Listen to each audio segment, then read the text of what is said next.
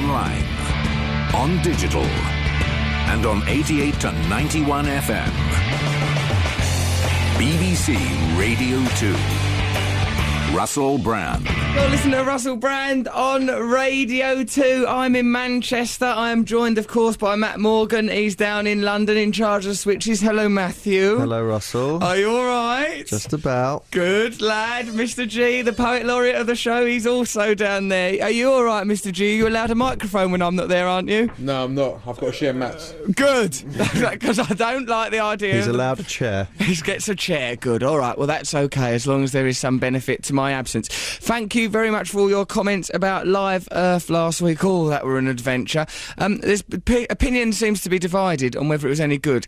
I saw something in The Sun today said it weren't no good, it was pointless, but then I saw something in the Mirror saying sales of a certain type of light bulb has gone up by 110%. So there you are. I mean, I think that's what it was. That was one of the main things they kept mentioning to us. They're saying we just got to sell these light bulbs. You know, I think, to tell you the truth, I think in years to come we'll discover that Al Gore is a heavy investor in a certain type of eco light bulb, and he's just giggling away in his brightly lit mansion, all nude and taut, stuffing himself with vegetables grown on his own allotment.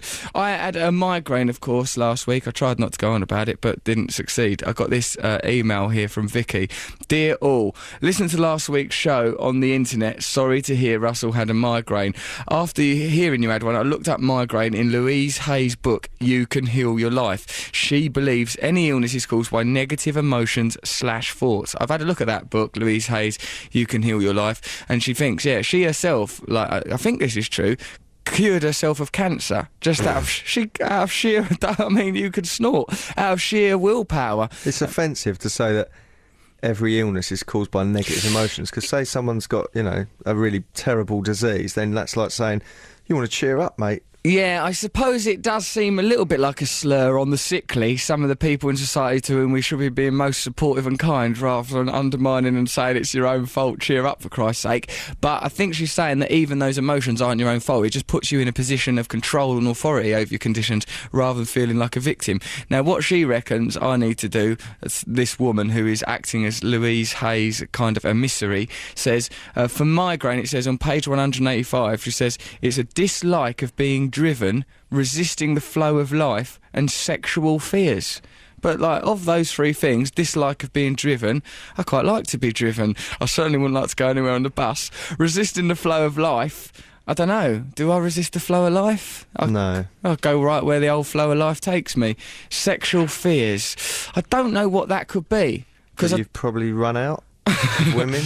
I know there's loads more, because there'll be another kiss and tell. Maybe that's a sexual fear, isn't it? There's new people are turning 18 every single day, so you're never ever going to run out. That's the glorious beauty of living on a heavily populated planet like Earth. Anyway, she says that what I have to do, this woman Vicky, the emissary of Louise Hay, the new thought pattern she recommends is you have to say this to yourself, I relax into the flow of life and let life provide all that I need easily and comfortably. Life is for me. I think you have to keep saying it. Anyway, she says, I love the show, hope you're feeling better. P.S. think you should stick to bookie-wook, don't be driven by publishers. See, and she's using the word driven there to suggest that the being driven in terms of the old title of bookie-wook is one of the things giving me a bloody great migraine, which ain't too far from the truth, so maybe we can believe in her. Matthew, why do you think that, don't you think that you could cure, you get like about an illness a day, perhaps you could cure them with chanting? Chanting? Well, just saying to yourself, I allow myself to succeed. I probably haven't got all these tumours I keep counting up and down my thighs, for example, or whatever your latest condition is. But when people say that I'm a hypochondriac, why have I got actual symptoms? That's what hypochondriacs say. They think they've got actual symptoms. No, they think they do, but I have. Well, go on then. I'm all right now. I've got a small pain in my rib. Small rib pain. Hold on, let me look that up in Louise Hay's book. I can see you on a webcam, by the way. Well, so there's no point in miming or whatever that was, the noise of a book. Sound like actually a frisbee or something, some throwing knife. Well, actually, that was the actual sound of me looking through Louise Hay's book, coming to the section entitled Small Rib Pain, Repressed Homosexuality Towards Co-Host and Mentor Russell Brand. Mentor? Mentor, that's right. You've got a pain right up in your ribs due to this repressed homosexuality. I think I preferred you when you were on codeine. I was a laugh when I was on the old codeine, wasn't I? Did you have a terrible crash? Yeah, God, you should have seen me a couple of hours later. I was moping around that house, fits of tears, trying to find some new ornament to put in the bedroom to cheer myself up. The house is coming on lovely now. Yeah, Matt, it's really nice, isn't it? why do you keep referring to it as David Furnish's shag pile? Because it looks like, honestly, if Lauren Llewellyn Bowen went round there, he'd go, oh no, sorry, I've got to get out, this place is giving me a headache. Blimey, it's a bit camp in here, isn't it? It's really camp. There's mad things on the wall. What, like? A goat skull covered in diamonds. That diamond-encrusted goat skull is the height of good taste and elegance, you yobbo. What do you know about What goat about those skulls? chairs that were on eBay that claim to be from your house? I had them stupid banqueting chairs delivered to my house by that lunatic woman posing as an interior designer, right? And they look like is the Donnie Darko rabbit. They look like them as a chair. Great big lop-eared chairs. Terrifying they were. They'd be all right if you lived in Alice in Wonderland and you were constantly on opiates. Probably when I was on the migrant leave, I'd have liked those chairs, but they were like great big high-backed banqueting chairs. They're now for sale on eBay, claiming to be my chairs. They were just badly You just delivered. endorse them. I don't endorse them. Do not buy those chairs off eBay. You never even unwrapped them, so... I never even unwrapped them. I sat on one once, done a blow-off, and then my willy done a burp, and I ran into the garden. And I put down my recent mental problems to those chairs, so for God's sake, don't buy them. Awful things they were. There's some other lovely features in your house, isn't there? Go on, go through my lovely features. There's a little landing devoted to Peter Cook. Cookie corner, that's lovely, that is. That's nice. That's quite nice. Another little bejewelled skull there, a couple of Peter Cook books, a picture that Lynn Cook, Peter Cook's widow, sent me of Peter, a signed photograph of Pete and Dad. Lovely little things in Cookie Corner. I don't know if you're incontinent or what, but so I don't want to mock you, but you've got a toilet about an inch from your bed.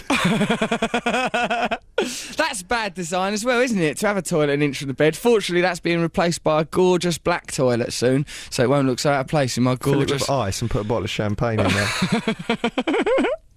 I might very well do, but what if I still sat on it in the night? I'll be a proper champagne Charlie. Christ, don't know if I do.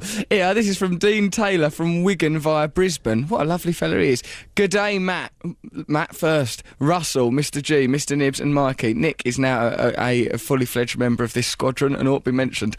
Listening to the podcast in recent weeks, I've noticed that Russell's League of Fans get a lot of mention, i.e. PETA Survey, God bless those guys at PETA, Coconut Lodge fan mail, the list goes on. I'd just like to make you aware that there are a group of die-hard Matt Morgan fans. They'd have to be die-hard. He gets a new illness every 5 minutes. Die-hard Matt Morgan fans on Facebook. They've set up the Matt Morgan Appreciation Society. There are 180 people involved at the minute, but we're multiplying daily, like the amoeba we are. And what we lack in numbers, we more than make up for in spirit and determination. Just thought I'd make you aware of it. There you are, Matt. Look at that, a Facebook Appreciation Society. The word though, they appreciate me. Yeah. They don't worship me. No. They sort of just nod. Yeah. It's quite good what It's he did better there. than just if there was air where he is. I appreciate that. Thanks very much. I appreciate that. Oh, there's a service station and I need a wee. I appreciate it. I'm not going to go crazy because it's, what's the big deal? It's just a service station. Kind of connoisseurs, probably. They're, a more mature person than the Russell Brand fan site, perhaps. Hold on, I'm just checking the address of this. Dean Taylor, Broadmoor Mental Institution, Psychoville, London, Crime Land. Well, there you go. That's undermined the whole thing. No, they're a lovely bunch. Yeah, so have you seen this, funny thing? Listen to this, right? If this is from, saying that Morrissey's come out with... Morrissey, you're a big Morrissey fan, aren't you? I don't know. How would you have ever picked a thing like that up, Matthew? You're a brilliant detective. Where is it? There's a lovely thing by in The Sun, right, about dear old Morrissey, who, as we know, is a avid vegetarian and can see do-gooder. you frantically searching for this. I'm not frantic. Licking your finger like an old lady. You don't need to do that. Yes, you do. That helps the old lady lick. Going through her K's catalogue. Look at you. I can see you. The piano behind you. Yeah, but people won't be able to see that now because this is a pre-recorded show, so they'll be looking up on the webcam, hoping for a glimpse of lovely old Russ, and what they'll get is probably will be Mark Radcliffe back in his Manchester studio. This is the Manchester studio, Matt, where it's actually little bits of Lego. That's not an attack on Manchester, it's an attack on the BBC in Manchester for having bits of Lego on their mixing desk. There are bits of Lego, aren't there, Matthew? Yes, there are. It's half built of Lego. A half built of Lego, there you are, see. Yeah, I listened to this from Biz in The Sun today. Morrissey obviously doesn't think much of Madonna wearing fur. At a gig organised by animal rights group PETA in the US, he said, "I wouldn't be surprised if she made that African boy she adopted into a coat and wore him for 15 minutes, then threw him away." Dear old Morrissey, he certainly knows how to come out with something vaguely offensive. Here's a lovely email from James in Bishop Stortford.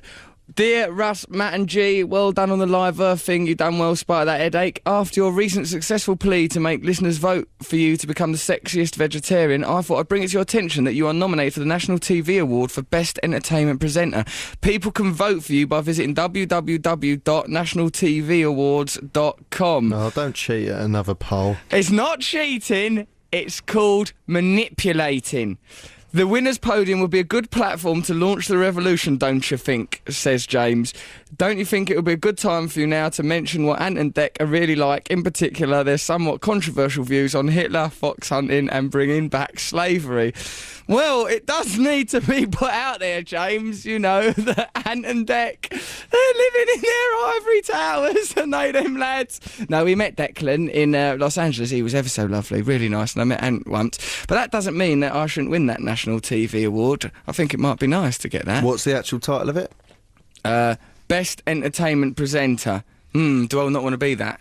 Well, hang on, you haven't done any entertainment presenting of this year yet. That's true. Nothing's been very entertaining, you're right. I'd looked back at some of it, and it was a lot of guff. Oh, actually, no, because you've done the Brits. No, Yes, Brits. No Big Brother this year. Thoroughly entertaining. Hold on, but wasn't Celebrity Big Brother? That was this year. Oh, yeah. That was it. Right.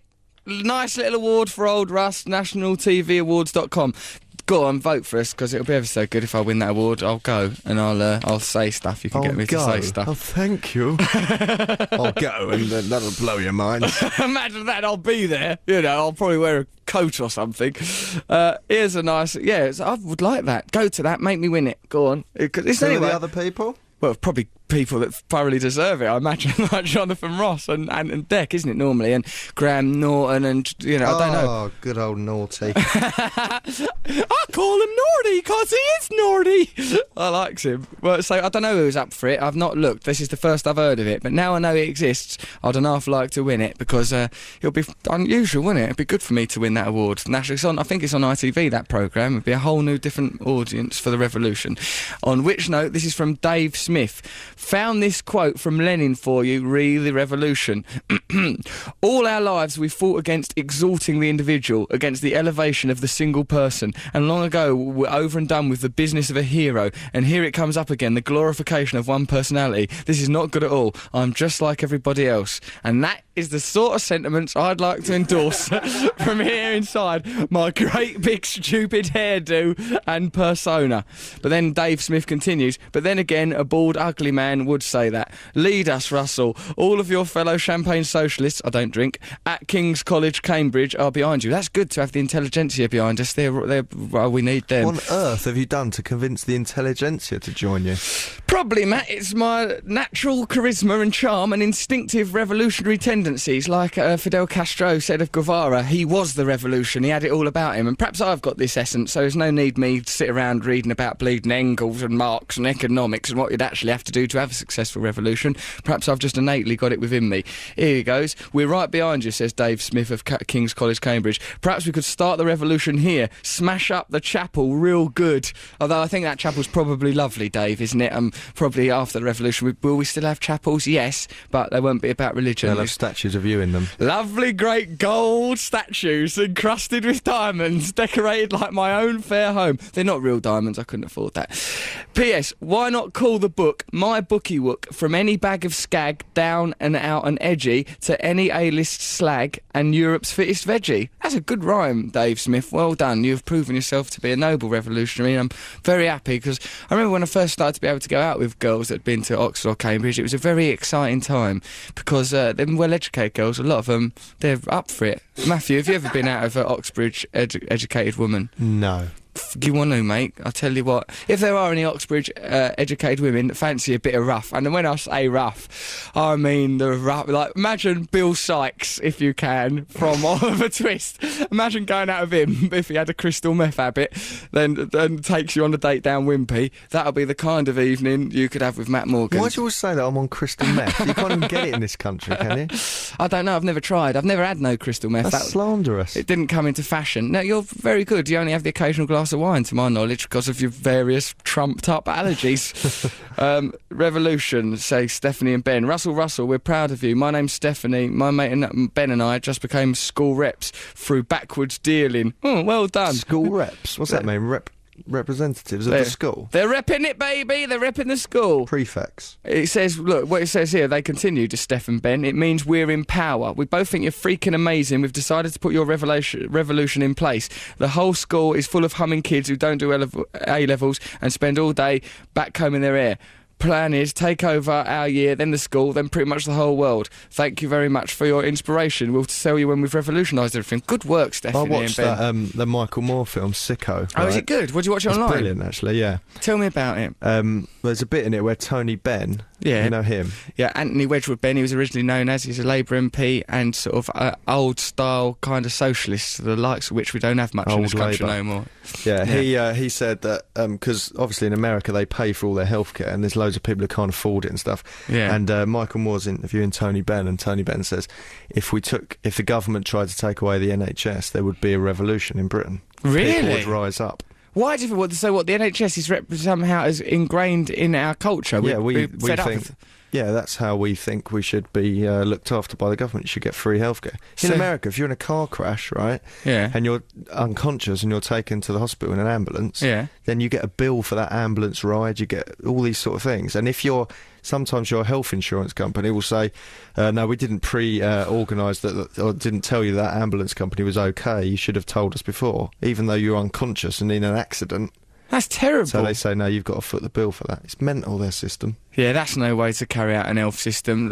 America needs the revolution much more than we do, don't they? But if you want a revolution in this country, Russell, I reckon you should start trying to get rid of the NHS. Perhaps when we do our interview with Gordon Brown, well done everyone, hassle Gordon Brown's office and the BBC, because I think that's going to happen, that interview with Gordon Brown. It was in the Sun You better this do week. some research. Well, I'm just going to go in, come on mate, what's going on? I bet you just go and go, Gordon Brown, you like that song?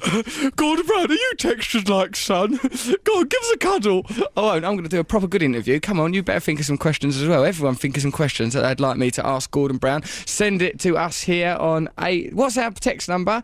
88 to 91. 88 to 91. Couldn't be And easier. that's a 2, not a 2. Yeah, no, there ain't a number called to. There's 88 to 91. Send us, your questions for Gordon Brown. We won't get them to next week now because we're pre-recorded, but send them anyway. Or russell.brand@bbc.co.uk. Yeah, because we're going to interview Gordon Brown all nice. And what we'll do is we'll say there's quite a powerful movement among the kids at King's College, Cambridge, among Ben and Stephanie's school. We've got some bloke in the army. There's that other lad we've got who's, what's his name? Dave Tinker. That lad who's a Prime Minister in his classroom or something.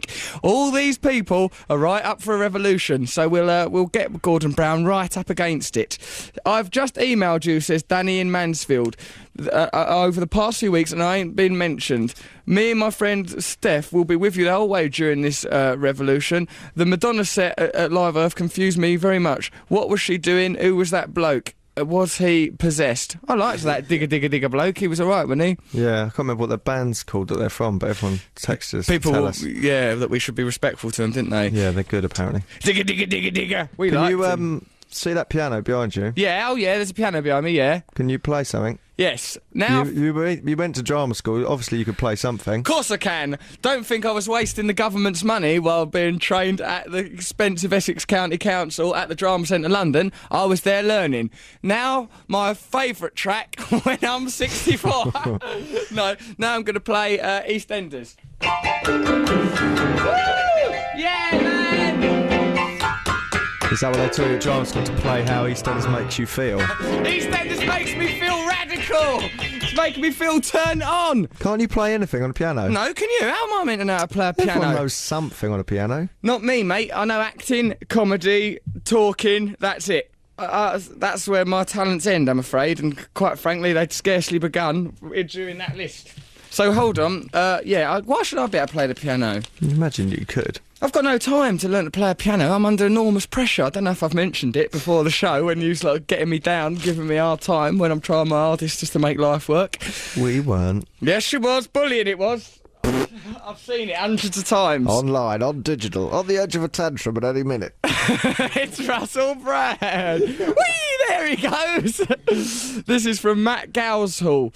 Me and my mate Scampy are in year 8 and in music at the moment, which is rubbish. Mr. G rocks. Well done, Matt.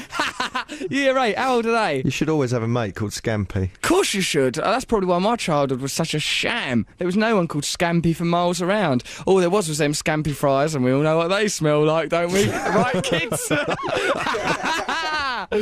Right, so, yeah, what about the world's tallest man meeting the world's tiniest little man? I know. What a bonkers and unlikely meeting. It must have been set up. Because that couldn't have just happened on a dating game show. What if they'd gone speed dating and against all odds we're perfect for each other?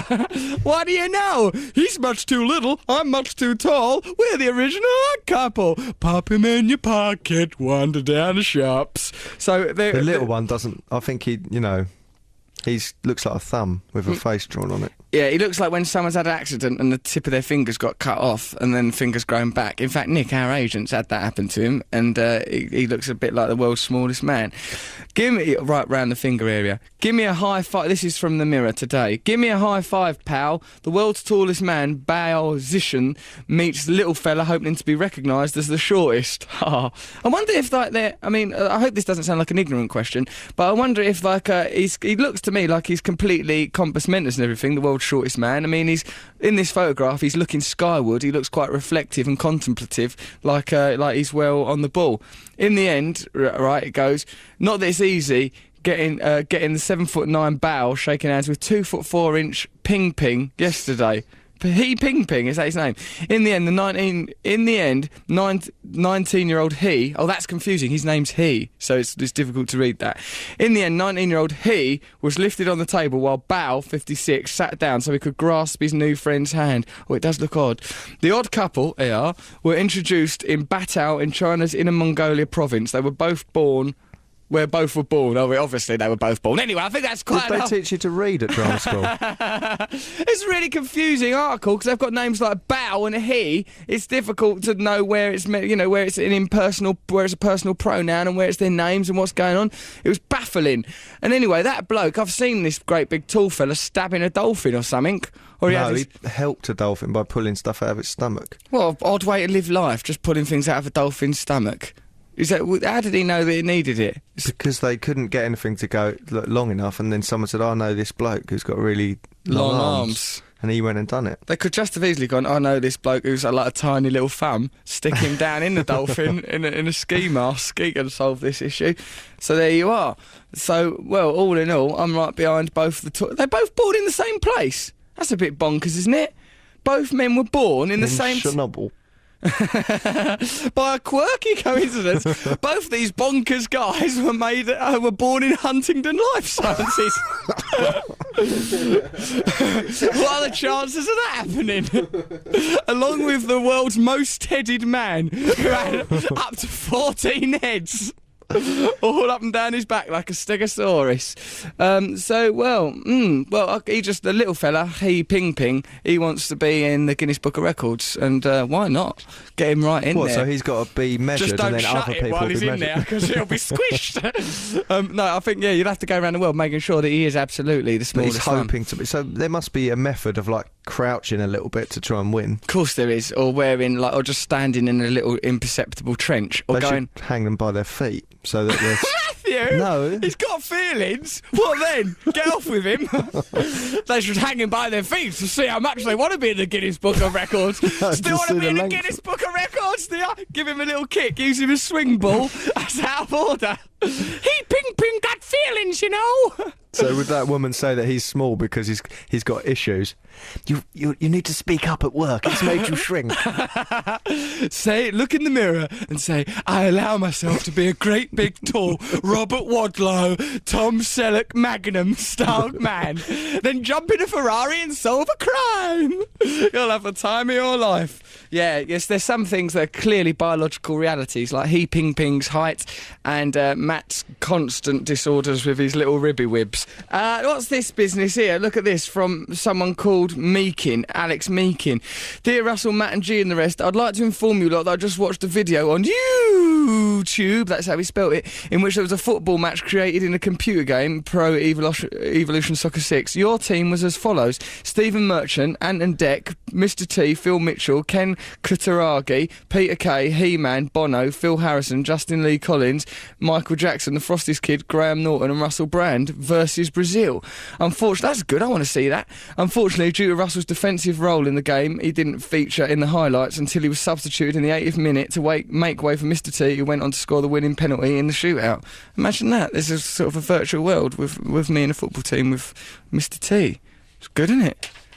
Matthew? What's the matter with you? It was only a game, isn't it? They've just given those characters the names. Yeah, but haven't they designed them to look like it? I don't think that your haircut is one of the options in the game. Why? Because it'd be insane. Well, they've just put those names down, that's all it is. Yeah. Oh, well, that doesn't... All right, fair enough. But it's still quite funny, I suppose. Yeah, but I'd rather that there was an haircut involved. Mike Anderson, hello award-winning Russell, bounty woman Matt, and genius that is Mr G. I, along with thousands of law revolutionary wannabes, voted on the PETA website to turn fact into reality and make Russell the sexiest vegetarian. I recently got sent this email from PETA highlighting the annual running of the Nudes Festival, which takes place in Spain, and thought you might be interested in furthering the cause and showing your appreciation for the lettuce ladies they sent you by basically getting naked and having your general swish through the streets of Pamplona in Spain. I don't think I'd like running around naked in Spain. No, it's very undignified. It is for a gentleman to run around naked, of course, because the ghoulies, the male ghoulie is not an attractive looking object, really, is it? No. Swishing about. Although I think it's because of that running of the balls, that's probably what they're sort of parodying there and saying that it's probably a bit cruel, and I reckon it probably is. I don't reckon them balls are enjoying it. So listen to this woman, right, everyone. This is Russell Brand on Radio 2. If you've got any emails, send them to russell.brand@bbc.co.uk. Remember to send us your questions for Gordon Brown. Also, that's not a woman, that's you. I know, I'm a man, right, with feelings. Right, send me emails and send Gordon Brown things going, let Russell Brand interview you, because remember, they have to respond to us, and if there's a great groundswell of opinion, then they'll have to let us do an interview, and then we'll be able to say what we like right at him. Are you going to do it seriously, though, or are you going to just sort of... I'm not going to dick around, but I will be a bit like, I'm going to go, come on, mate, back your ideas up, do something nice, close down the National Health Service. I think that I like the way that he's stopped that super casino things this week. He stopped the super casinos? Yeah, he said we don't really need casinos. Who's going to rescue all the other casinos if their baby catches on fire? Super casino is our only hope. Yeah. Well, I think you're the man to interview him, actually, with these insightful... perceptive. Yes, my perspicacity with matters political is what's required when grilling old brownie points, as I like to call him.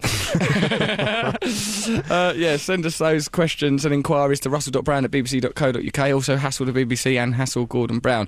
88 to 91, that's if you want to do us a text. That T was a 2. 88 to 91. Noel Gallagher's coming up later on the show. Also, remember to vote for me on the National TV Awards, see if we can manipulate it into some kind of glorious victory. Now, this is from Jessica Delfino. My name is Jessica Delfino. That's how I know it's from her. I'm coming to Edinburgh from New York to do my show, Songs About Vaginas, in the Fringe Festival this summer.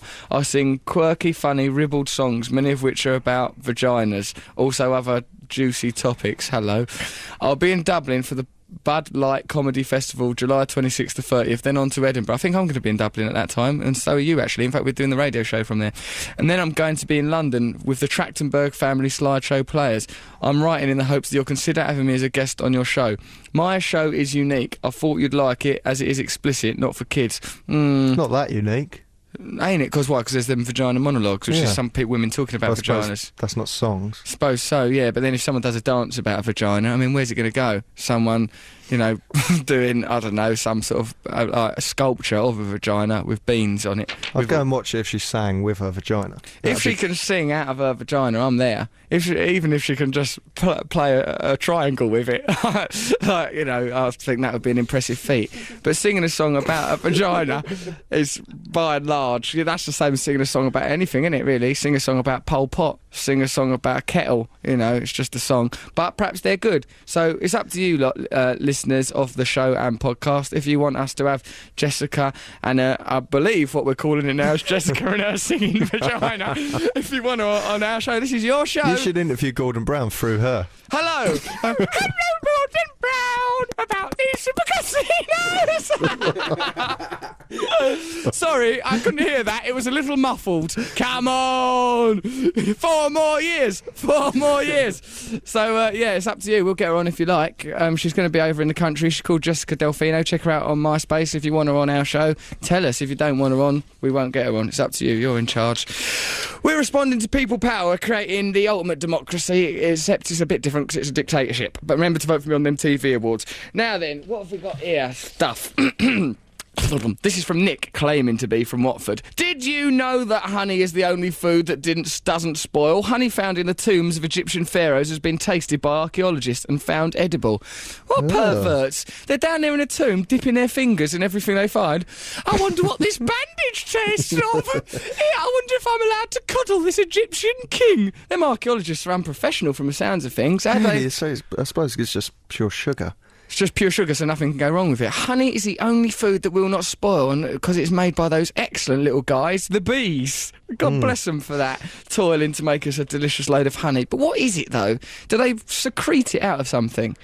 No, they build their homes out of the sugar that they make from, I don't know. Right, find out something about bees, because we're coming across like a right bunch of mugs now. Honeycomb, that is like the little cells of their home. So who's making crunchies then? If the bees are making honey, who's making the honeycomb bar crunchy? Is this some sort of super bee? Should we be frightened of these bees if they come over here taking all a job?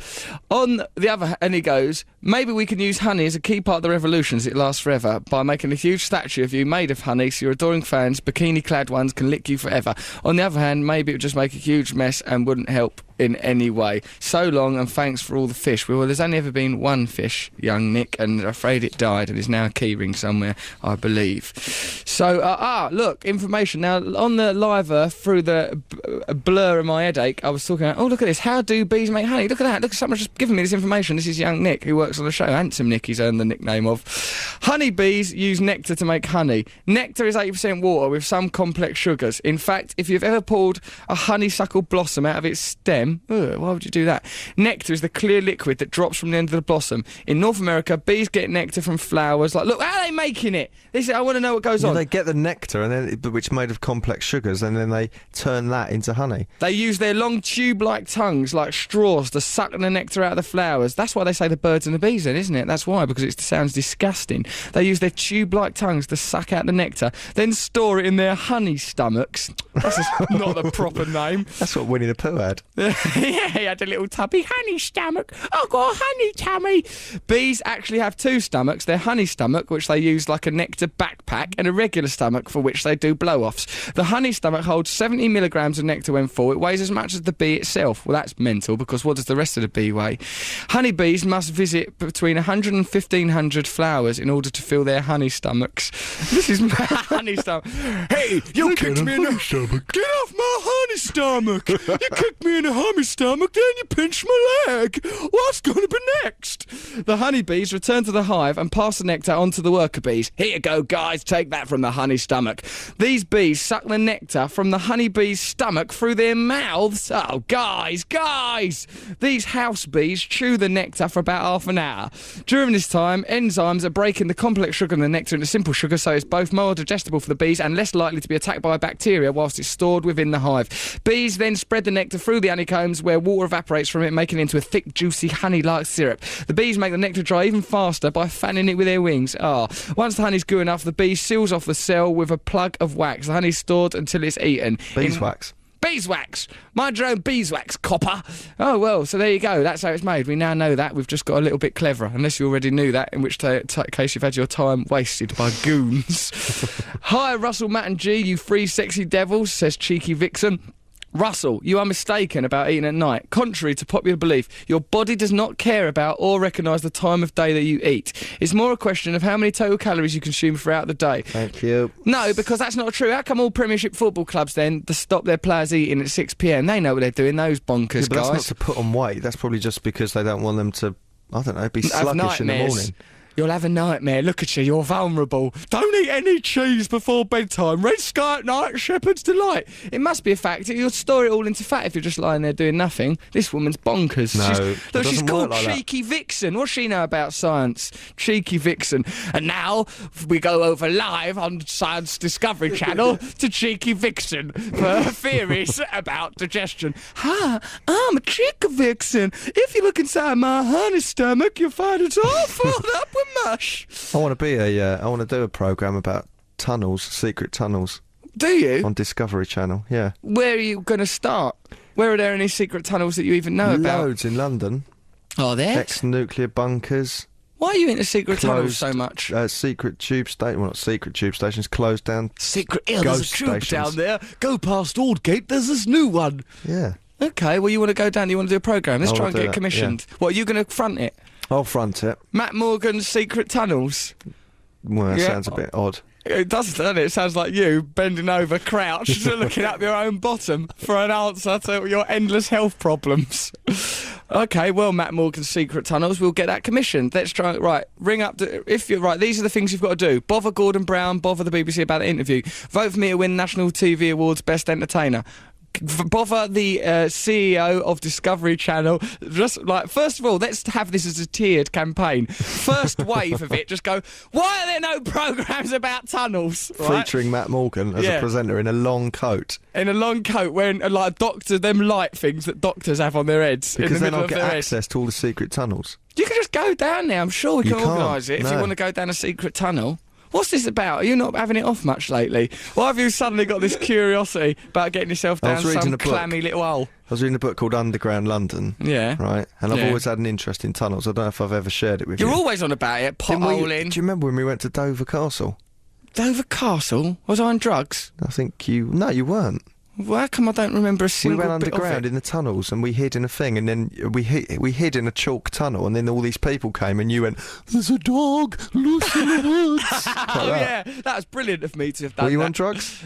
No, I wasn't actually. Remember now, that's just my personality. Yeah, that was good, wasn't it? Dover Castle's brilliant. It was scary, actually. There's a dog loose in the woods. You were doing it. Why were you scared of it? I don't know. I just thought that I might have meant it. I couldn't tell anymore where the line of reality was. Yeah, all right, we'll do this programme about tunnels. Hold on, though. What if I present it? Whee! No.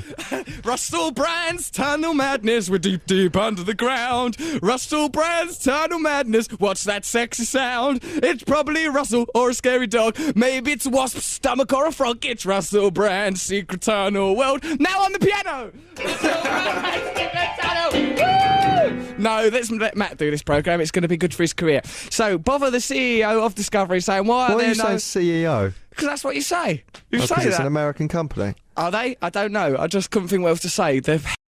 Head. Ring up Captain Discovery, Sergeant of the Discovery Network. It doesn't have to be on Discovery. I'm thinking BBC One. BBC One, straight after EastEnders, and here is that theme tune. La la la, anyone can fall in love. I'm Anita Dobson. So, do you remember when they did that version of Anyone Can Fall in Love? Yeah. They put lyrics to EastEnders and it went like this: anyone can fall in love. But that's not the easy way of having a baby or something. Yeah, it's something like that, but it wasn't. That's not what EastEnders is about. So it became sort of abstract. They might as well have been like, I have got a nice new car. I took it down the arches and Phil tried to mend it. Then he had a row with Grant. Remember Danielle Westbrook? What happened to her inner nose? Nose. They should have made it more relevant. Her inner nose? Yeah, the septum. Septum. It went away. It was a tunnel. Perhaps you should go and investigate it, Matt. Perhaps you should rock it right up her snout. See what's going on. Hello, I'm Matt Morgan. Oh, I've got a cough. Oh, I better sit down. Right, what's up Daniela Westbrook's nose this week? There's that bread wheat free. There's a bogey. It's probably dairy. That concludes another episode of Matt Morgan up Daniela Westbrook's snout. Have you taken more Microleave? I'm addicted. I'm addicted to the Microleave. I smoked it off some foil. No, I didn't. I've not taken no Microleave. Drugs are bad. So, right, yeah, they're coming in. Bother people at Discovery. Let's get Matt Morgan's Tunnel programme underway. Let's get me winning that national TV thing. Let's get me interviewing Gordon Brown. Russell.Brown, BBC.co.uk. But remember to bother the government. They're our government. We pay their wages. I've never even voted for them. I still have to give them half my bloody money. I need more money for diamond-encrusted skulls. I've let a load of people into this room now. Matt, can you see them on the webcam? Yes, I can. There's lots of people there. Why are you all distracted? What were you doing for that split second? I was just looking at... What? What are you doing? My phone. My phone went off in my pocket. What do you mean? Don't look at your phone when you're on the radio. What an I idiot. wasn't on the radio. You were are on talking. the radio. This is radio. Well, I don't know what you think this is if it ain't radio. This is from Orla. Dear Russell, I'm emailing you because I've heard on the grapevine that this show's pre-recorded. Thought you should know that last week's show was fantastic and my bedroom caught fire. I didn't notice for a while because I was too engaged in your show, and it was literally only when you said goodbye that I realised that my room was full of smoke. Luckily I wasn't hurt and only some of my clothes were ruined.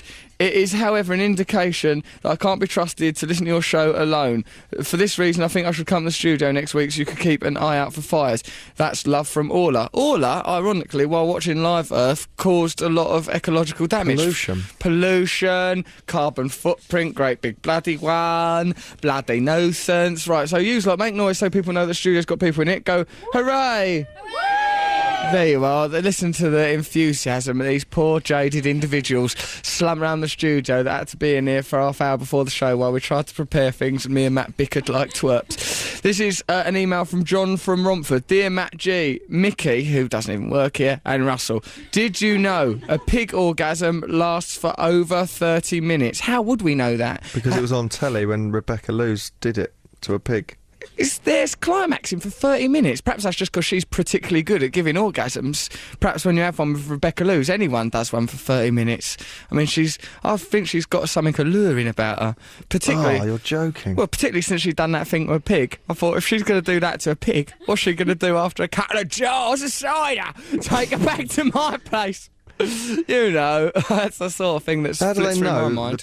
so the pigs are sort of tense and twitching for half an hour? Yeah, well, I think it's after 31 minutes it lights a cigarette and starts crying. So I think that's the only way they know. Yeah, how would you know how long a pig's orgasm is? It's ridiculous. And what would be the biological... There'd be no reason for it to last 30 minutes. There'd be no imperative. There'd be no evolutionary benefit for it having a 30-minute orgasm. It would mean it was exposed to predators, like a great big Tyrannosaurus Rex could guzzle it up or something. Well, at slaughterhouses they should...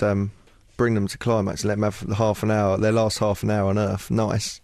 Yeah, that's true, because you wouldn't even notice. If at the point of orgasm, like someone came into me and goes, I'm afraid we're going to have to shoot you now, I'd just go, oh, you cheeky devil. So it's probably a good way of executing people. Bring them to the point of orgasm, then let that bullet fly. Perhaps we should have done that to dear old Saddam Hussein. Just cupped him all nice and go, right, Saddam, there's good news and there's bad news. The good news is there's a little trouser party going on, but the bad news is, what you done them Kurds was out of order. Whoosh! And away he goes with his little elephant man hat on his head, off to another world. I thought it was... Listen, you know my views. Yes, we do know He was your out of views. order to kill him. He looked like a Father Christmas sacked from Debenhams under disgrace, probably for stealing bras. Well, I just thought, you know, if you're going to just execute leaders, why not all of them? Right, so that's some lovely bit of information for you. Noel Gallagher coming up later in the show, of course. He informs me that he'll either be at or on his way to a children's party. Always going To children's parties. He builds his life around it. I wouldn't mind, but he hasn't even got any children. He's trying to pass himself off himself as a clown, turning up anywhere they'll have him with his little bit of balloon magic. It's disgusting to watch. This is from Victoria and Raoul. Hi, Russell and Matt, and you will have noticed I said Raoul like that. Just wanted to let you know that the revolution has finally reached Spain. I've been trying to spread the word out here for ages, but with little success till my friend Lissa took me and my boyfriend Raoul to see you in Camden the other day. He spoke to you outside afterwards and was very impressed that you could speak Spanish, even if it is only for, and I quote, talking to girls. Yeah. Tú eres muy bonita, mi amor. Un pequito, por favor. Por favor, un besito. Oh, sí. Más dentro. Oh, mi culo, mi curo, mi curo. That is the kind of Spanish that you need. What does that mean? Get off me, please, you dirty English man. How dare you? I'll call the ambassador. You said you knew the way to King's Cross Station. Open this taxi door. Open this taxi door. Swarm. Code red. They're all sexy words. Now you've converted him into a Spanish revolutionary. He hasn't shut up about meeting you since, even though he said he didn't really understand anything you said. That's probably the best way to appreciate me is, first of all, grow up speaking another language, then don't learn English, then come and see me, and you'll think I'm just marvellous, really. Then he said, blah, blah, blah, I can't wait to see you on TV when we move back to the UK later on in the year. Viva la revolucion. Bye-bye. Love you. Bye. Victoria and Raoul. Thanks, Victoria and Raoul, for your revolutionary support there. That's when me and Matt were doing our new TV show, which will be on Channel 4 in October. It's called Russell Brand's Ponderland. Watch out for it. It's bloody good. Good, wasn't it, Matt? News. Right, now, it comes a time in everybody's life when you need to know what's going on. What is going on in the bloody old world? News! Tony Tribe, Red 1, Radio 2. That track was dedicated to Rita. That's Mr. G's mum. Hello there, Rita. Right there, love. Does she listen to the show always, G? Yeah.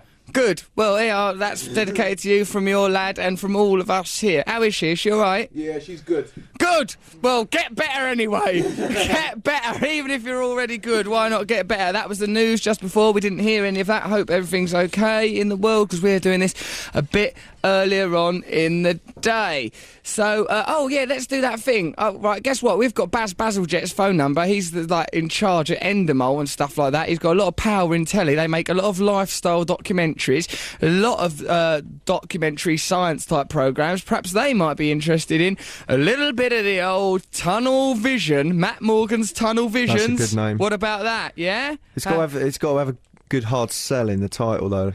The word secret. Secret tunnel. It just sounds like you're snoofling around up someone's back passage. If Only to you, because you're a sexual pervert. I ain't a sexual pervert. I'm just a man living my life. We're going to go for it. Get Baz Bazalget up on the blower now. If he ain't there, I'll simply leave him a message and I'll pitch it to him. I'll pitch it, baby. I'll pitch it, because I wanted to. Right. Is not available. Right, he's not available. That's his Please answer leave machine. your message after the tone. Right, I'll pitch this all If nice. you want to re-record your message, press 1 Press at one any at any time. time. We could press one at any time. Baz Bazalget. Hello, this is Russell Brand, your former employee on Big Brother's Big Mouth. All right, mate, all right, are you all right? Remember that time I come round your house and you showed me all them pictures up in the corridor of the Bazaljets through the ages, one of whom was an engineer, designed bridges and stuff? See, told you I was listening. Now, I've got a brilliant show. I know you might have thought I was drifting off trying to think how I could nick cutlery. Well, I weren't. I was looking and listening to things that was going on. You were wearing trousers like Rupert Bear wears that day. Now, I've got a brilliant idea for a new show. It's all about the secret world of sexy little tunnels that go on under the ground all over the world, but mostly in England. Do you know, Baz, you probably do, you're a well-educated man, that there are literally tunnels underneath all of us right now. Worm tunnels, railway tunnels, potholes. Now, if you listen to this radio show, Radio 2, or our podcast, you'll be aware of the unearthed gem that is Matt Morgan. He would front this show. It'll be Matt Morgan's Tunnel Visions, where Matt Morgan goes down in tunnels, tells us all about secret tunnels, what goes on. Now, it don't have to be a prime-time terrestrial show. It could work on digital. Matt would not need much of a presenter's fee. However, the director, a certain Russell Brand, don't come cheap. But boy, that guy brings a lot to the show. I'm talking about angles. I'm talking about wrangles. I'm talking about shingles. I'm talking about jingles. Baz Bazalget, this is probably the best show you'll ever get offered. All about networks of tunnels, presented by Matt Morgan in his debut. This is his launch show, remember? Now, I've been watching that boy's career for a while. We've been working together for a long, long time, and I think he could very easily be the next Handy Andy. He's got a natural charm on camera. He's got a lot of charisma and a lot of chutzpah. Baz, don't turn this opportunity down, because this is better than when a certain John de Mol in Holland thought locking people up in a house might one day provide sexy entertainment for the world. Matt Morgan one day will franchise this show everywhere, Baz. There'll be tunnels in Amsterdam. There'll be tunnels in Chile. There'll be tunnels under the sea. Eventually, you won't be able to sit on the toilet without Matt Morgan's head popping up going, ooh, another secret. Now, Baz, you could be in on the ground floor. Don't let us down, Baz. Love you, bye. Call us back, Baz. Love you, bye. Should we press 1? Should we No, that was a really good, pitch. mature pitch. Pretty good, wasn't it? If they don't commission that, I don't know what they'll do. I think he's going to phone your agent and go, I'm worried about Russell. I think Has he relapsed? We knew he took not doing Big Mouth pretty hard, but I think he's really fallen lower than I've ever heard him. I understand he's taken to sleeping in a dog's bed. Now, if that doesn't get that show commissioned, well, you know, we'll see what Baz Bazalgette says next week. And there's probably other places, even if Baz, who produces loads of big shows, if he ain't behind it, we've got other places Isn't his to name go. Peter Bazalgette? Yeah, but everyone calls him... Sorry, you said Get. You said Bazalgette, Mr. Hello, goodbye. So, actually, what... Well, yeah. you said... Yeah, so what? I'm allowed to say that when I do a burp. Yeah, but he called himself Baz Bazalgette. I don't know why, it's just part of his nature. Baz.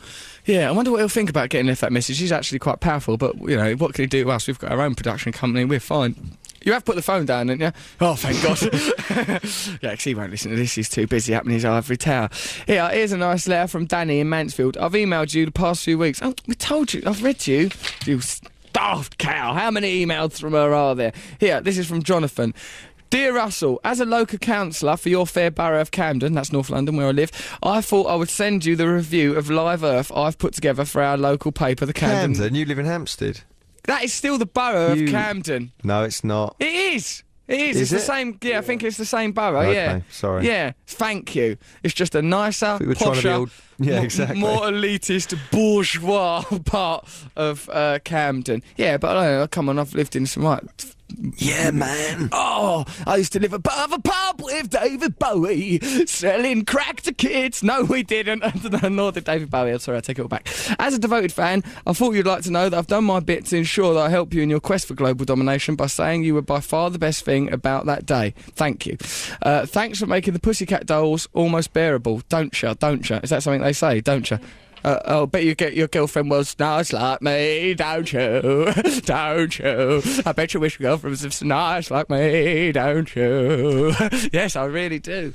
Yeah, that's from Jonathan, Labour Councillor for King's Cross Ward, London Borough of Camden. Nice, excellent. Oh, look, and he sent me the actual copy. Look, he sent me the thing that he sent to the paper. Hi, Charlotte, here you go. About 315 words in total, so almost on target. Let me know if you need anything else. Best wishes, Jonathan. Right, then he reviews it. Can the pop concert really give the world a much needed wake-up call on global warming, blah blah blah? Al Gore, hot air. Was it a lot of hot air? Nice one, very good picture. Oh, come on, Matt, give him a chance, he's a councillor. Any major benefit concerts, diverse range of acts, blah blah blah. Red Hot Chili Peppers, Pussycat Dolls, blah blah blah. American political fundraiser, Hollywood actors, impassioned speeches. Most struggle to read the auto cue and sound natural at the same time, with only Camden local Russell Brand succeeding in being an entertaining and worthy compare. Not my words, listeners, but the words of Jonathan, a councillor from a North London borough. Yeah, so that's the conclusive. That I think history ultimately will look to Jonathan. What's his surname? We don't even say his bloody surname. Jonathan Simpson. I think, yeah, when in future generations look back on Live Earth, they say, well, what was that day really all about? Let's read what Jonathan Simpson wrote in the Camden Journal. Russell Brand was ever so good. Blah, blah, blah. Foo Fighters, Madonna, Al Gore, da-da-da. Madonna closed with her own Weimar Republic army of dancers and images, blah, blah, blah. So, I liked it. It was good, though, wasn't it, that Live Earth? Yeah, there's a story here in the Daily Star. Yeah. So his Pussycat Dolls were treated to a personal playback of James Blunt's new songs, blah, blah, blah. The Dolls, fronted by a sexy Nicole Scherzinger, right, with a... that's not me, it says right, but she was in a photo to the right. With the focus of many a male eye, right? Right. Comedian Russell Brand, right? 32, tried to pull Jessica Sutter inset below. Hang on, it's a lot of It's a lot of photographs. photos. I know. What is this, a comic book? But his Where do you get your jokes- information? The Beano? Listen to this. His jokes were no match for the 33-year-old captain, James Blunt. Russell was getting somewhere with Jessica when James whisked them away. That never happened. I never even saw him, except one of them waved at me in a corridor and I had too much of an headache to seduce him. Right, that's it, Blunt. If it's a war you want, it's a war you've got. And since you're a trained soldier and I'm a pansy, I think it's only one outcome for that battle. I like James Blunt because the driver that drove me home afterwards said that he'd just driven James Blunt home on his own, he actually added. And he goes that James Blunt goes, oh, Russell Brand's on Radio 2 now, put it on. Really? So, yeah. Oh, well, that means he would have heard us going, Well, what were we saying? What's you that? said, and I tried to leave the room because I was so embarrassed that James Blunt goes when he tries to talk. You said What's that's that, his voice. James Blunt's voice is a trumpet. That's how he used to give orders to his men. That's why he was kicked out. Okay, guys. Just pointing to a hill in the distance. Going, I don't know what he means, but it's very touching, and it should be a number one. Yeah. No, we like old Blunty Poos. He's well, excellent. you shouldn't have said that about his voice. Oh, it's only his talking voice. He's sweet. I'd like to give him a great big cuddle on his little horny voice, on his little honking goose throat. I think he's nice. Yeah, so perhaps I should marry a pussycat doll. I mean, they're all quite nice, aren't they? Let's marry one up. Perhaps I should settle down and start a new life. Yeah, with James Blunt. Like me. God, James, you've been doing that for half an hour. What are you, a man or a pig? Lovely old fella. Right then, okay, we've got lots of important things to do. Ringing up Noel Gallagher later. We'll be pursuing Matt's tunnel idea. Remember to vote for me to be Best Entertainer National TV Awards. You can vote more than once, I'm sure. Just keep voting till it inevitably happens. And then the people who run that will go, oh no, it's on ITV. Russell Brand's won it, it's live. Oh, it's going to be really difficult. He doesn't deserve to win it. It's been manipulated. Let's just give it to Ant and Dec anyway. Come on, for God's sake, they should have won. That sort of thing might happen. This is from Alex in Australia. Dear Russell, hope you're enjoying being back from Hawaii.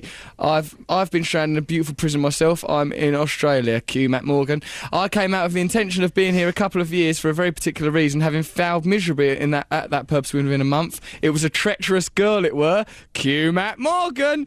I now just want to come home. I'm surrounded by backpackers. They're like students, but with less imagination. I miss London. I miss the odours, the attitudes. I miss the strangers. Couple with this, I'm missing British culture, especially comedians, which Australia doesn't seem to have. I've got a sad habit of amalgamating the personalities of my favourite comedians. Since I've been in Australia, I've been cut off from your podcast, so I've downloaded loads that I've been listening to.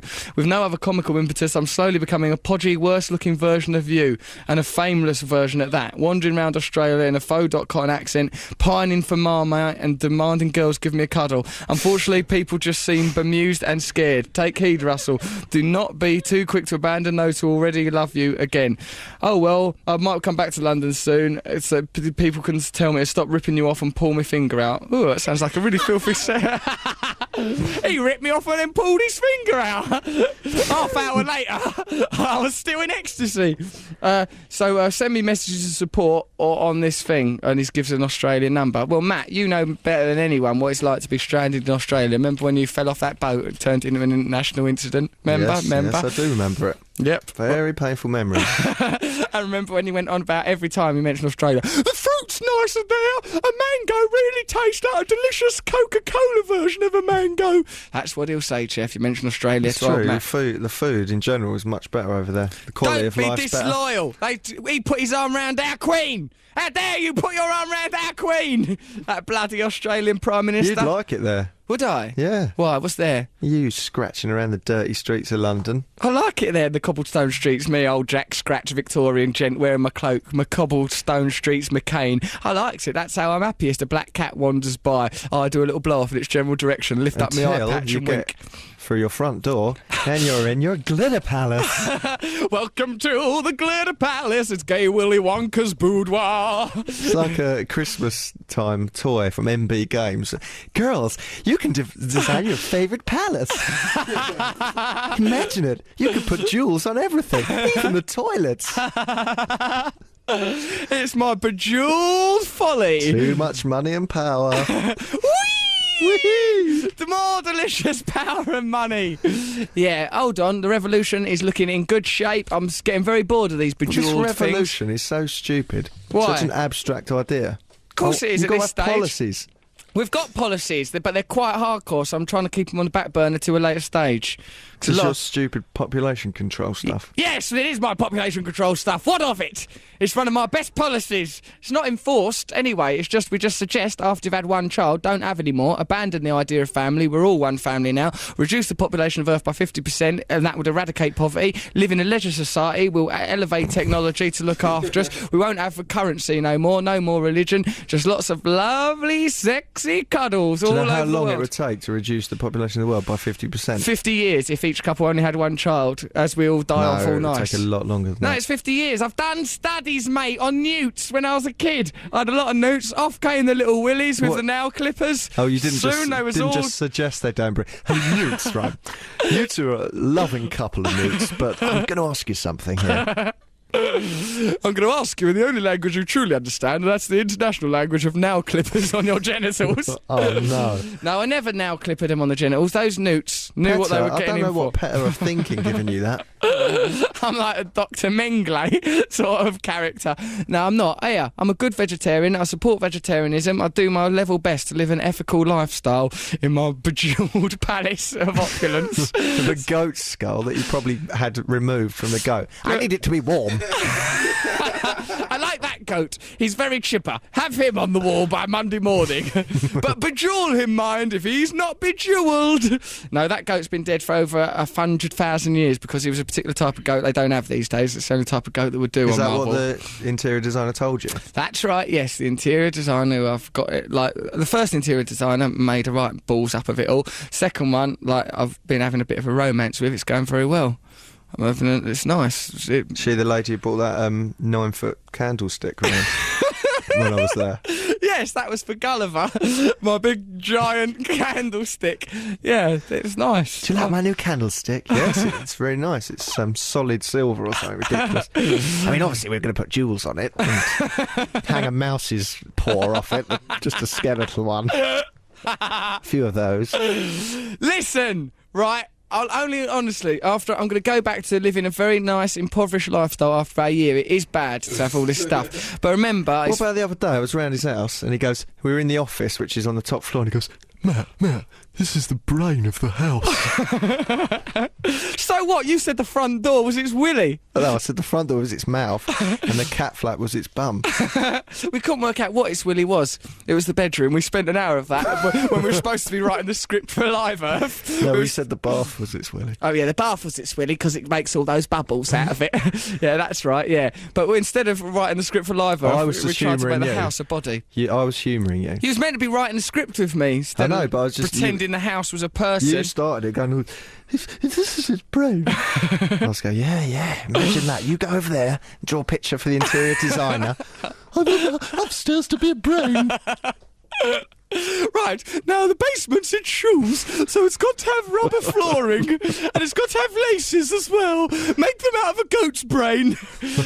So, all right, let's have a listen to a little old record. What have you guys got going on down there? Keep on running. Well, you know. What? Keep on running. That's it. Yeah, all right. Or do you want me to play the piano? Because there's a piano in this studio as well. Actually, I'm really brilliant at playing piano, I now realise. Yep, here I am, playing the piano. Here he is, that's Russell. There he goes. Oh, I live in a lovely house, it's like a human body, yeah. The upstairs is its brain and the willy's in the bath. Its mouth is the front door, and when I open it, it laughs. Oh, yeah, I'm in the London street, paying council tax. All right, that's enough piano for today. Oh, God. Well, you only have to lift up your hands to stop it. Yep. That's what I did. Oh, there I go again. Oh, this rare gift. Oh, I'm off. Oh, this talent is going to kill me one of these days. I swear it is. I'm like that bloke out of Shine. Shine fella, you know him. Tortured him, his genius did. Right, and now for my version of Rachmaninoff's Flight of the Bumblebee. Oh, Flight of the Bumblebee. Here I bloody go. Making lots of honey in my honey guts with my tongue. Oh, no. Right, it's enough about right hands.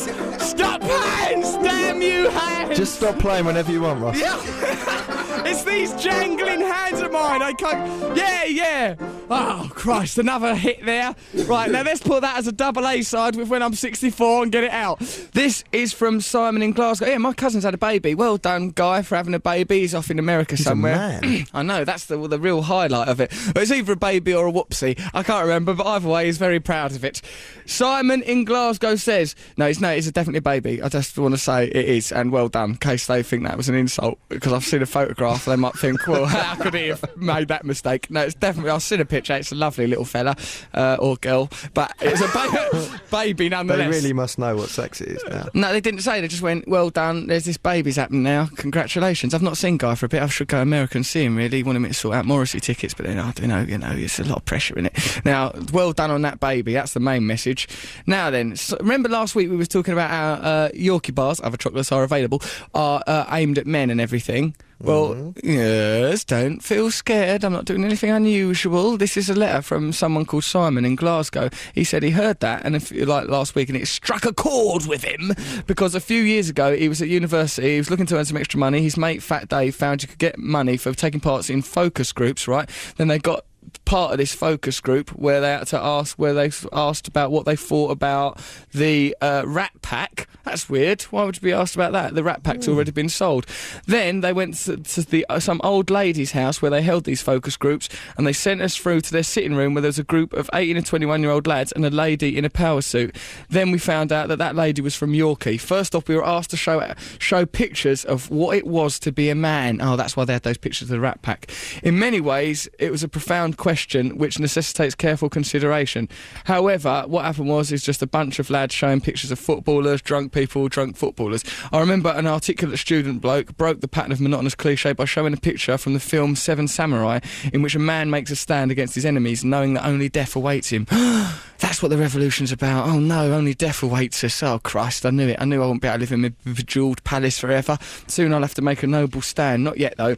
Everyone nodded profoundly after he'd finished speaking and began to regret their shallow choice of pictures. Then Fat Dave, who's this bloke's mate, showed his picture of a car and things went back to normal. I like this. What, a car is what it's like what it is to be a man? What is it to be a man? It's like being a car. Well done, Fat Dave. Just eat your Yorkie and shut up. The second part of the focus group was a tasting session where we were given samples of the new, more blokey Yorkie bars. The only difference in the bars was the size. What's the point in tasting them then? You might as well show a photograph of it. What else would they add? Oxo cube to it or something? Yeah, I suppose so. Bovril. Yeah. To make it more blokey, we've covered it in pubes and a picture of a willy. Oh dear, no one's going to eat that. The difference in the bars was only the size. They ranged from medium to gigantic. Some were so big you couldn't physically fit them in your mouth. Apparently this made it more manly. It just gave me lockjaw. Whenever I see Yorkie bars, he's nice, isn't he, Simon in Glasgow? Whenever I see Yorkie bars, I always think of those two old ladies and consider that we should never buy into advertising as a legitimate comment on society or gender, because at the heart of it is probably just a bunch of students getting paid 20 quid to put oversized chocolate bars in their mouths. Don't believe the hype. Viva la revolution. I think those old ladies were witches. They were fattening up these kids. Oh, that's a brilliant idea, Matthew. In a house made of chocolate. In a big chocolate house like Hansel and Gretel. Oh, what do you think it is to be a man? Oh, Eye of Newt. Yeah, then they're all just locked up in there forever and involved in witchy torture things. What picture would you hold up to show what it is to be a man? I would hold up a picture of Morrissey in one hand and a picture of Frank McAvenny in the other hand, and then as you look lower, you'd notice I didn't have any trousers or pants on, and say mainly manhood's about this little guy, then I'd lollop it upward and then it'd lollop down again. Lollop, like that. And then they'd go, right, oh, get out of here, you're not touching our Yorkies. But then I'd make a mad the grab for the Yorkies and just rub them all round my naked self, sprint off out the door, and someone with a butterfly net would get me. What would be your way of putting across manhood? Maybe Liam Neeson. Because people say you look like Liam Neeson. No. You're such a little predictable little But square. Liam Neeson in one of the Star Wars films, when he's all like wise and then dies. I've noticed you've started doing your hair like Liam Neeson in the Star Wars films, tying a bit back at the top. Is this because you think that's what it is to be a man, Next to be you're Liam going to Neeson? have a go at my Jedi robes. Yes. Why have you started to wear beige robes and started nodding sagely about things and going, the Force is strong in this one, things like that? Your tunnel vision show is going to be a sham, just a man in a cape ape wandering through tunnels, complaining that the tunnels were giving bronchitis and that he's got headache because it's too dark. No, that tunnel show's a serious thing. I don't want you getting on board and dragging it down with your constant references to your penis. I've got a tunnel. I'm going to pull my trousers and pants down. That's what yours would be. My tunnel show. Right, all right, let's both do a tunnel show and see whose tunnel show's better. Mine will be informative. Mine will be like Time Team, but sexier. Time Team, Baldrick digging around in a garden. Who needs that? I find him depressing enough when he ain't got a shovel, let alone when he's starting digging up a skull or something, which should have jewels on it in my book. You scuttling around in tunnels, whereas my one, it'll be Russell Brand's bejewelled underground labyrinth of glory. It'll be beautiful down there. It'll be me and some nymphs all just scuttling about going, whoa, it's a new tunnel, it's a new tunnel, then getting off of each other. Unbroadcastable rubbish. It is not. That is maybe what the magazine Witch TV programme would have said, unbroadcastable rubbish. But a lot of people out there will describe it as modern art. No, I'm right behind your tunnels. Have you got an underground part of your house? You've got like a little door, haven't you? What have you just done that made all those people laugh? I think it's because I said I'm right behind your tunnel and people thought it was to do with bumming. So that's why I can't help doing innuendo. It's part of, I've got innuendo in my manifesto. I can't drop it. Do a rhyme like that, Mr. G. In fact, we've got a rhyme. They've got a letter here about Mr. G. Wait a second, it's here on the table. Right, this is the best way to do it, it's in a song. Oh, Mr. G, you lovely, lovely poet. That is why I've written you this song. Some people say poems have to rhyme all the time, but other people say that's effing wrong. Oh, Mr. G, I really, really love ya. Last week your poem was pre-prepared, but none of the listeners were bothered and none of them cared. Right, that's enough poetry for that. Oh, God, that's what my whole life is. Oh, God, there I go again.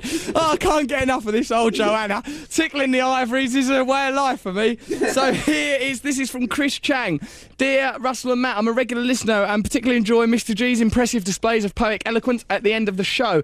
However, I've noticed that although brilliant, G's poems always rhyme. Whilst that ain't a bad thing in itself, I can't help but remember my days at school when our English teacher, Mr. Berry, used to drum into our heads. Oh, did he? That's no way to teach kids, is it? You will learn a bloody poem. You should never drum a kid on the head, because that's where they keep their brains. Like the top of the house is the brain of the house, the front door of the house is the mouth of the house. He drummed it in our heads that poems don't have to rhyme.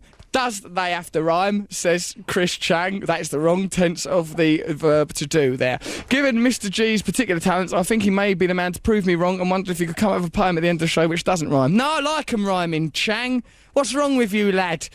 Poems don't have to rhyme, but it's better if they do. Unless it's one of them sort of like Wasteland, T.S. Eliot. Oh, dare I eat a peach? Yes, you dare eat a peach. Eat a peach! So, yeah, well, that might be that proof cock Alfred. I don't know, but it's T.S. Eliot anyway. So, Mr. G, will your poem rhyme at the end of the show? G! Where is he? It will rhyme. What's he doing? Has he got biscuit tins on his feet? What was that noise when he walked across the studio? Well, he's gone eccentric. We're still stuck in Wembley Stadium, mate. That's the best place for you lads. You're much better in front of a crowd. Got some emails here. Hello, lovely Russell, says Catherine. I just wanted to write and say how much I enjoyed Live Earth, blah, blah, blah. We were listening to it on a campsite. There were 4 of us listening to you on a sort of wind tunnel campsite in North Wales, sitting around the dying embers of a disposable barbecue trying to get warm. Oh, that's a depressing image.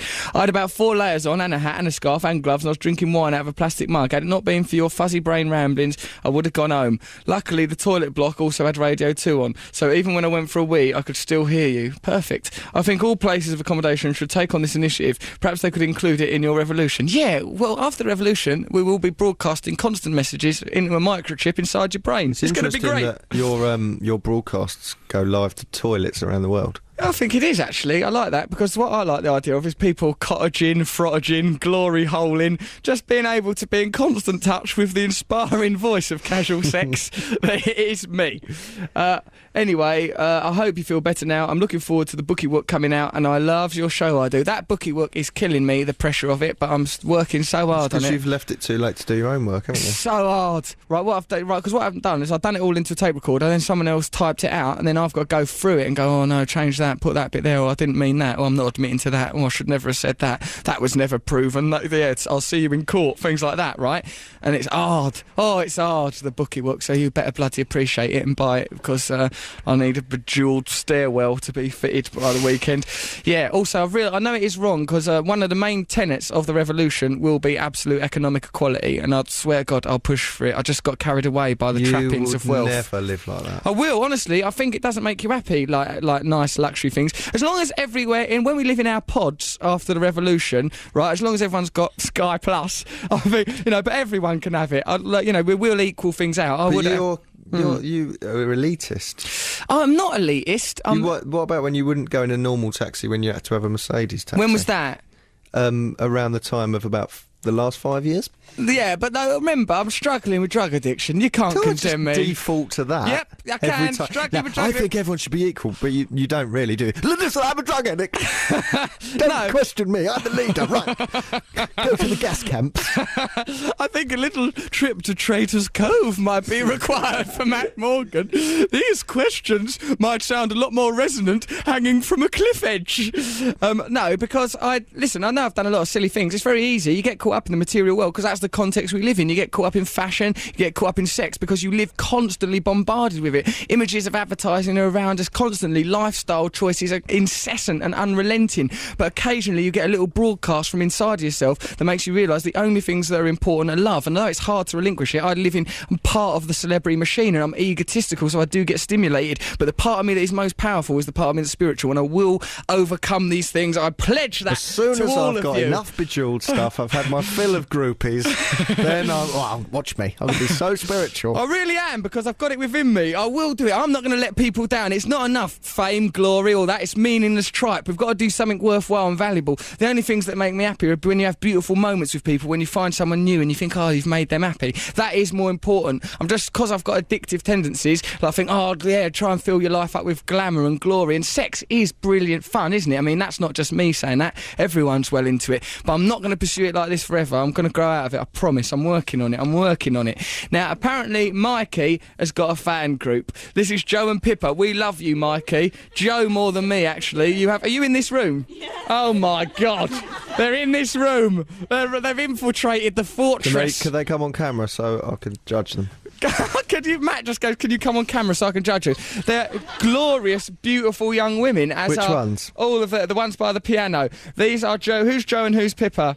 I'm Joe. I'm Pippa. Hello, Joe and Pippa. Having a fan club for Mikey it's undermined the fact that I've got a fan club. It has a bit, but you remember his one's much smaller than your one, because Mikey's fan club is just Joe and Pippa. Mikey's fan club is fitting under a piano. Your whole fan club can fit under the white keys on a piano. So, when I'm on the subject of bloody old Mikey, I'm about to sing and dance. I'll prance around the studio with Mikey's fan club, yeah. Let's go the old hands, because I've stopped now. So, yeah. Do you know, my whole life is like that. I'm really glad I can control you with that. That is essentially my life, is that. It's like people go, I sort of go, oh God, I'm tired, I'm depressed. I go, right, you're on stage now. And they go, woo, hello, welcome, Ballbacks, Dinkle. Yeah, all right, I've written a book. Then I go slump back, oh God, where's the cat? I just want to sit down and have a few minutes peace. Russell, you've got a phone interview. What's them? No. Right, stop it now, because it's reminded me of my core dilemma too much, like that I'm essentially a puppet. Mikey, Joe and Pippa love you. Joe more than me. You have a MySpace fan group. Mikey is a producer on this show, in case you didn't know it. You are loved dearly. Please say more on the show than Cocoa Pops, because you have a wonderful, interesting contribution to make and a fab accent. We love you. Kiss, kiss, kiss, kiss, kiss. We took extra pains with typing this because you're special and we love you. Why, what's wrong with you? Ain't you got hands? How hard can it be? You have got hands. One of you can play the bloody piano. Leave it! So, yeah. Right, so that's Mikey's fan club. About time Nick had a fan club. He's been on the show a couple of weeks now. G's got a fan club, surely, ain't he? Where's G's fan club? Was it on MySpace? Well, he's got one. G's probably making his way through that now. Calls himself a poet. Essentially, he's just a crusading pervert. Before the internet, though, a fan club took a lot more work. Yeah, now all it is just to type something out, isn't it, really? Oh, Mikey's looking up Nick's looking up G's fan club even now, so we'll get some more information on that right away. Yeah, fan clubs now, they're quite easily established, but that's no reason not to appreciate them and to motivate them to vote on the old National TV Awards, Best Entertainer, bother discover... Oh, yeah, you'll get your bloody tunnel programme out of it. You'll get to wander up and down a little tunnel, coughing and wheezing, you poor old sod, you bloody John Merrick presenter. If I get that tunnel programme, I'll fill that screen with so much charm that I will win that competition next year. Your tunnel programme is going to be a bloody washout and a sham. They'll wheel you out to hand me the award. You'll be so washed up then. Your bookie work, the pop-up version that they had to end up sending out to people because you hadn't done the work. My bookie work is going to be a bestseller and a hit, and I'll probably Page 1. Here I am as a baby. Page 2. Here I am now. Pull this, you can see my nappy come down.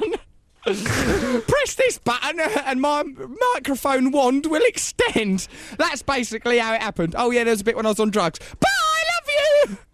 That bookie work is going to be a great work of art. Plus, I'm producing this tunnel show. I'm right behind it. It's going to be... you, boy, will see out my vision. I've always been into this tunnel show. And if I tell you what, if on day one of shooting, you're not ship-shape and ready to go, I will fill you so full of drugs and goofballs. Honestly, I've learned exactly how to be from you. So, honestly, after an hour of makeup... and a bit where you stare maniacally into a mirror while people put jewels on you.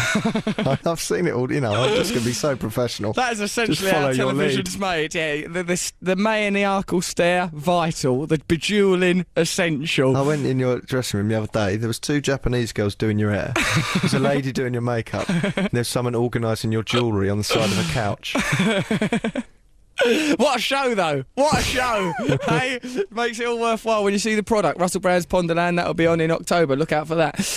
This is from Ash. I thought this text from Shakespeare and Henry V rather aptly summed up the recent meet and greets on the tour. This is from Ash. Oh, this is good. Oh, now, who will behold the royal captain of this ruined band, a largesse universal like the sun? His liberal eye doth give to every one a little touch of Russell in the night. Did they replace the word Russell? Still trying to find the bit about effing 6 Scouse girls in one go, but I think it's in either Hamlet or Macbeth. You from didn't, Ash. did you?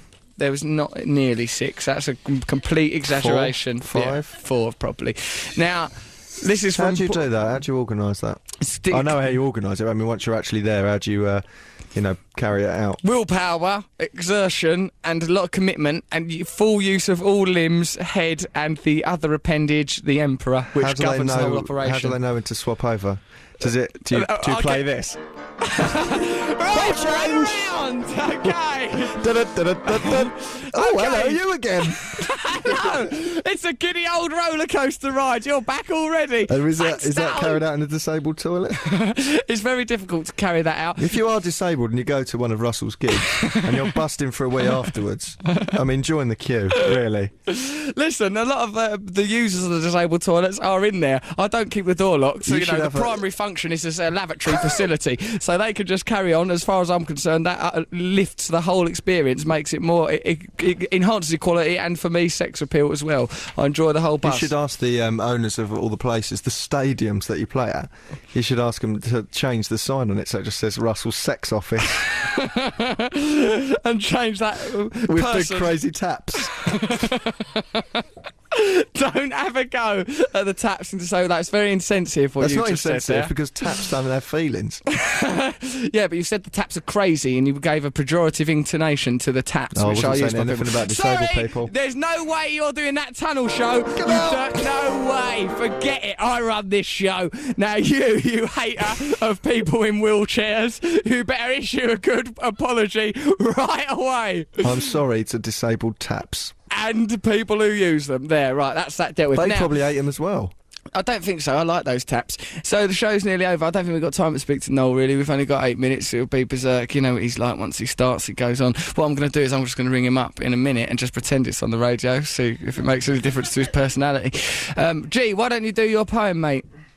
See what you've... coming up. Right, here comes Mr. G in his biscuit tin booties, making his way to the microphone now to regale us all with a poem. Oh, we've got a lot of people in here now. Let's welcome Mr. G, everyone. There you go. There's some atmosphere. Okay, this poem is called A Letter to the Better. Place a stamp on a letter and post it to the heavens. Seal it with a wish just enough for good measure. For it's moments like this that you'll treasure despite the bad weather, connecting the north to the south with Morrissey to make it better. Write a note to your MP or PM number 10 to see Matt Morgan's secret Jedi tunnels where Russell's goat skulls with the diamonds be, and we finally see the intricate workings of the honeybee, or the slaying of piano playing with a Whaley Cockney theme. Put a message in a bottle and cast it to the waves. We jump over candlesticks quick to hear a quartet of ninjas singing in the rain. But a noble stand has to be made for the revolution to pave the way. So queue up outside the Camden Ivory Towers to watch us give the bling away. Yay! Woo! Yes, Mr. G there, that was his poem. Yeah, who were them ninjas? I don't remember them guys. That was good. That was a nice poem. I think I need to be more prominent in these poems in future weeks. I've been thinking about it. Let's have that as more. Let's elevate me more. Let's see if we can have words like muscle, tussle, bustle, hustle throughout the poem. That would be an interesting rhyming scheme, particularly for those of you that think that poems don't need rhymes. Bonkers. Okay, well, it's been an intriguing show. Let's recap on some of the main and most important ideas. 1. NationalTVAwards.com. Remember, I've got to be made best entertainer. 2, Hassel Gordon Brown, that shows my priorities. Hassel Gordon Brown to make sure we get this interview, because remember, it can be vital for the old revolution. 3, Hassel Discovery Channel and other... let's focus on Discovery Channel. Say there's not enough tunnel programmes. What do you want? Look at you, you've only been in the game 5 minutes, you've already become a prima donna. Sort of BBC 2 or BBC whatever the other ones are. 3 or 4. You might get it on 4. You can't go straight 4. No, you I don't want to go straight there. You need really. a digital apprenticeship, especially for a special interest programme about tunnels. Do you know what I mean? It's not Heroes, is it? It's not Lost. It's not a big import from the States. I mean, it's going to be We need to build it. It needs a slow build, this tunnel programme, doesn't it? Also needs a lot more research, does Matt Morgan's Tunnel Vision. And also, I don't think your name should be in the title. It will just be called Tunnel Vision, and then your name can come up. Not Tunnel Vision, it sounds like Chuckle Vision, and people might associate me with the Chuckle Brothers. I think you associate yourself with the Chuckle Brothers. That's probably why you're constantly coughing and wheezing these days. Now, come on. So, and finally, what's the other thing we've got to worry about that's quite important? There was something else, wasn't there? We've got that, National TV Awards, Tunnel programme. Oh yeah, evolve yourself spiritually and question your attachment to material objects. Very difficult business, isn't it? We've got an awful lot to worry about. Next week's and here show... with a song about that, it's Russell Brand. I'm not doing that. I do quite... Oh, look inside yourself and remember that the soul is eternal and the material world is infernal. You'll burn in hell, you'll lose as well, so don't let yourself get attached to money and that. Wow. You can't resist it, can you? I love that music, man. There's something about it. It's really uplifting. I want that played at my funeral, probably by the end of the week. The pressure's killing me. So, let's all remember, unite, all of us together, keep our revolution going. Next week's show's going to be great. Let's organise things better. Will we be in London or will we be in Dublin next week? Dublin. So if you are over in Dublin, remember, come and see me do some stand-up comedy over there. It's going to be brilliant. And also, you can join us for the broadcast, or you can peep through the window. I think we could do it from our hotel. I think I'm doing the radio show from my bed, a la John and Yoko, but imagine instead of Yoko, John had about 15 people he'd never met in bed with him, all doing a sort of pass the parcel version of sex to a bit of Cockney piano, oh you go on my legs. Right, so next week's show is going to be a rip-roaring festival of fun. Mr. G, I'd like to send out a message of support to your dear lovely mum Rita, even though she's in good nick and well at the moment. It can't have been easy bringing up a lad like you. Bob and Sue Morgan, you have my undying support. My dear old mum Babs, God bless you. And my dad Ron, I've not spoke to him for a while, I hope you're alright. My cousin and its hermaphrodite baby, I wish you all the best. Now, I don't know, my feeling is it's a boy. I can't be sure. I'll find out before next week. Now, remember, keep us informed, keep telling us stuff that's important to you. And here's another good thing, we're doing a documentary with Morrissey next year. That's another thing that's happening. Like, when his new album comes out, we're hounding him even now for bright proper good access. Will you do a documentary with the Smiths about 10 minutes later? And now if you turn over to E4, you can see Russell Brand with Mike Joyce and Johnny Marr. Hello. Listen, it would be. That actually illustrates how different it would be, because there would be 3 more contributors to the programme and Morrissey wouldn't do it. It would be a very different documentary. So there we are. OK, so what time is it? Because, you know, I think we've got about a minute left. So a minute left of lovely old radio. Lovely old radio. So let's just enjoy it a little bit more. No way. I like nothing more than to sing myself out. It's been a lovely show. We've got fan clubs for Mikey and G, and there's a lovely fan club for Russell me. Oh, come on, vote for me on the National TV Awards. Oh dear, it's gonna kill me, that energy is. I can feel it. It's making me hot. Yeah, if you're oh no, the programme in Hull, I'll have done that by now. But come and see the rest of the tour. Where am I? Woking. You can come and see me there if you wanna. Next week, Dublin, Isle of Man. I've never been Isle of Man there, but I've never been there before. But apparently it's a mysterious place. Lots of peculiar things go on there. They've got their own laws, good government. It could be a good study for the revolution. We could learn how to manage an enclave. But until then, I'd like to say to you, lovely people, keep downloading our podcast. We're doing that ice cream van thing in September. We're taking a great big fleet of them all around the nation. We're broadcasting live, but Matt will be in a sidecar as a punishment for a lot of his deplorable remarks about the disabled and for his blind ambition in pursuing tunnel programming. Mr. G will be on the roof bellowing his poetry at the world, and Mikey, he'll probably be too caught up with his groupies under a piano somewhere. So why don't we now? That's enough radio, isn't it, for any person? Yeah, so exactly. okay, Exactly the right amount of filler. from 88 to 91 FM, this is Radio 2. You've been listening to Russell Brand. BBC Radio 2. Russell Brand.